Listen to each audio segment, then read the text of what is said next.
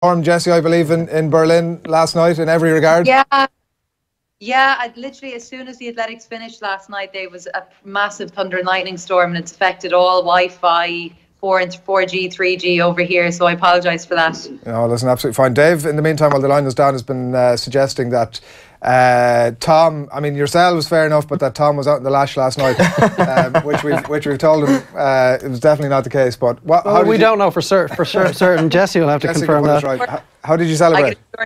Not come with us. He will be running that relay this morning. He was very tempted. If his coach hadn't whisked him away, I'm sure he would have been with us. So we were just chatting. You guys were in the stadium last night. Whereabouts were you in relation to the finish line? We were right on the. Actually, we were right above the start. Right. You know, so we were on the top bend, or on the first bend. So we were there when he crossed over the line and kind of came running towards the screen, but we were right up in the gods. And we may have gotten in a little bit of trouble with German security bursting through to try and get down to him to hug him. German security over here are very strict, and they were not happy about us deciding we want to go and hug him. So yeah, we weren't kind of on the edge that we could go and hug him and throw him the flag, but we were waving from above. He knew where we were. He had spotted us from the start. So are you watching on the big screens, Jessie, when he's coming over the line? You actually had to, because he was running right towards us, so it was very hard to judge exactly where he was. And obviously, with that French guy being right beside him, it was neck and neck. So we were kind of looking to the track, looking to the screen, looking to the track, and screaming. Like, we were all quite hoarse this morning, and I realised we did so much shouting at him. You're probably, like, he had spoken yesterday a little bit about sort of the nerves that he had during the day, and then by the time the evening came around, he became that guy that we were used to looking at in Rio, obviously, in terms of that sort of relaxed nature, and he's waving probably up at you guys, and he's smiling away. It seemed like talking himself into that zone almost was the thing that resulted in the outcome last night. Yeah, well, we were all very nervous for him, because we'd met him. Obviously, like I had said, we had met him yesterday, or the day before yesterday, and he did seem a bit nervous, a bit tense, which is unusual for Thomas, because I think this was the real pressure race for him. I mean, Rio, everything was a bonus, and obviously with London not going well, this was the race that was really the pressure, and he was really very aware of it. And I think he woke up feeling nervous, but he said to us after the race, he said by the time it got to the afternoon, he was raring to go, and he just wanted to go and run that race. So, and obviously to us, he was a speck. We couldn't see him. We couldn't see him very clearly. We couldn't see what his face was doing. You could see when he waved, so it was very hard to see. But our dad is at home, and he rang and said no. He was bouncing down the track. You could tell he was raring to go as well. So, yeah, it was a bit surreal still to think that, like, we're going to be watching him on a podium later. But I mean, it's been a long time coming. Absolutely. We also had the added bonus, Jessie, of course, of seeing France fall into fourth and Ireland beating France in some sort of revenge for Thierry Henry, is how I'm putting this, finally, at long last. You mentioned on the show yesterday that he's a championship performer, and yesterday just proved that through and through, and it's almost as if career-wise now he's in a perfect place, because people around the world are going to be looking at this guy who's put in his 2 best ever performances in his 2 biggest ever races, potentially, and now the sky's the limit. Yeah, well, I mean, I would say every single one of them had him written off yesterday after his run in the final. And what we had to say to him was, like, once you're in that final, it's a blank slate. It's a clean slate. The semi-final times don't matter. Where you are in lane-wise doesn't matter. And he does always rise to the occasion. Now, I'm delighted he did, because I was watching back that clip you put on Twitter yesterday, and I was going, oh my God, if he doesn't rise to the occasion now, like I've said it, I'm... But he did, and I had no doubt he really does. He really relishes and he thrives on that kind of environment. He really does, and you can see it. It was interesting listening to him afterwards. He one comment that stood out for me in the interview he did with David Gillick on RTE afterwards, just about if things had gone slightly better, I might have had an upgrade of a medal. I mean, I don't know how many times maybe you haven't at all had a chance to look back at it, but with your eye on it and given your own expertise in the area, was there aspects of the race that you thought he might have managed differently, or how would he have necessarily pushed himself up the rankings a bit? Yeah, so we haven't seen obviously the interviews on RT or anything, so I don't really know what he said in those post-race interviews, but the only thing that worried us is because he was in that lane 8. I've been in lane 8 before at Europeans, and you're very much like the hare to the greyhounds. So you kind of end up running scared. So I feel that he ran his first 200 much faster, because usually he's back in 6th or 7th in that first 200. He goes out a lot slower, and he was right up with them in the first 2. So I was going, has he done too much in his first 200? Is he going to have the legs left for the last 50 that he usually does? And that was my only worry, you know. But I think when the French guy came up on his shoulder, all was probably going through his head is, I'm not getting 4th again. So I don't think anything was going to stop him getting that medal.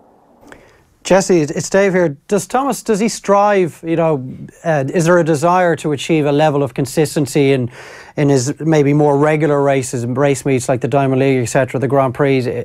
Or is he satisfied that he is the kind of an athlete that just gets that little bit of an extra buzz when he knows the stakes are at their highest? Is it something that he wants to change, or is he perfectly happy being the guy that steps up when it's absolutely necessary? And you've already talked about this race being where the pressure was at its greatest, given what happened in London and him looking to build on what happened in Rio.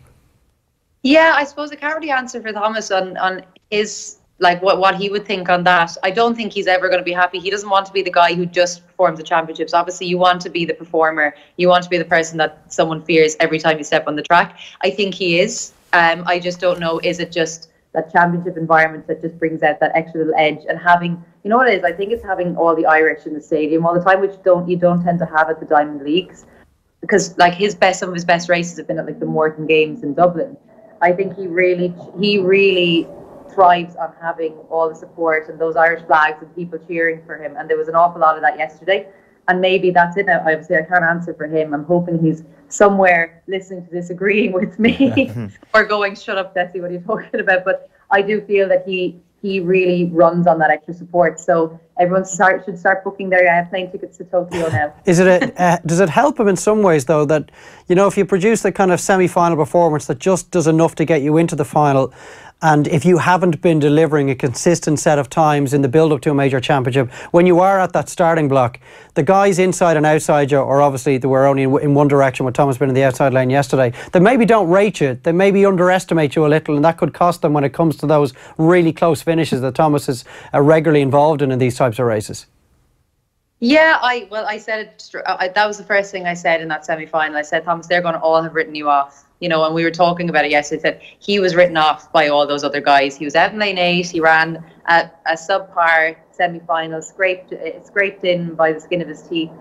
And I'd say a lot of them were kind of going, well, he's not a threat anymore. And that's a lovely position to be in, and that's when he does his best, when he's the underdog. So I think we were kind of saying it, okay, we're nervous, but maybe it was a blessing in disguise, and it clearly was, because he just ran his own race and no one was really thinking about him. Is it that sort of that Irish chip on the shoulder type thing, Jessie? Is that what you're saying? That sort of, listen, everyone's out to get me here and they're underrating me. Is that's what we're talking about? No, I really don't think he has that. I think Thomas doesn't step on a track and think no one's rating me. He doesn't really think about the other racers, as far as I'm concerned. You know, we were talking about Warholm and kind of warning him that, look, he's going to be on your shoulder on the back straight. I mean, don't be prepared for that. And he was kind of going, yeah. He has his own race plan and he's running that. And to be honest, anything could go around him. He's very focused, much better than I ever was. Yeah, he did mention that all right afterwards, that he was prepared for the idea that the Norwegian was going to come up on his shoulder and it wasn't going to faze him too much. Just one thing before we wrap, just on he has mentioned a couple of times the coaches and the work he's been doing with them and the effort that's been put in. He's obviously come back from injury over the last while. Is there anything he's doing differently in that regard than he would have been doing previously? Well, to be honest, I haven't been training with them this year, so I don't know exactly what he's been doing. I think it's consistency for Thomas. He's been in the gym and he's gotten much, now he doesn't look it, but he's gotten much stronger than he ever was in the gym. I mean, he's lifting weights that he shouldn't be lifting for the size of his skinny little arms and legs. So I think his strength is really there, and that shows, and I think it's just consistency. We're going to have a new track in UL, which was badly needed, so I think the injury risk is definitely going to have dropped a good bit. And I think Haley and Drew, whatever they've done with him, our coaches down in Limerick, they're really good at getting him for peaking for championships. What they did before that, I'm not really sure. I think whatever the injury woes were, he's managing them now better than he was. But yeah, I think it's just a lot of consistency now, finally backed up. I've never understood why athletes lift weights, I have to say. Oh, we love it. Is it just an aesthetic thing? Is that the?